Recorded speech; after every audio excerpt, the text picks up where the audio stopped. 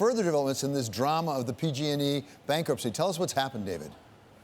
So PG&E yesterday reached an agreement with the lawyers representing a bunch of the wildfire victims over the last couple of years that essentially allows those two parties to cut Governor Newsome out of the process of coming up with a settlement between them and packaging that in a larger restructuring to get the company out of bankruptcy.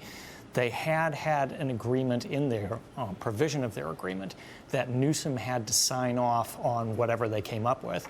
And last Friday, the governor made it very clear that he did not like the agreement and the restructuring plan that the company was pushing. He said it didn't meet his standards or state law.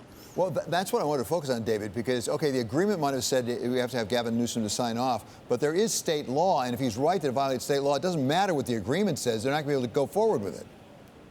Yeah, and in addition to that, I mean, while he's being removed from this step of the process, you can't actually remove the governor from this process entirely. He appoints the state regulators who, in the end, are going to have to sign off on any reorganization plan to get the company out of bankruptcy. And yes, they will be looking at whether or not that agreement does meet state law.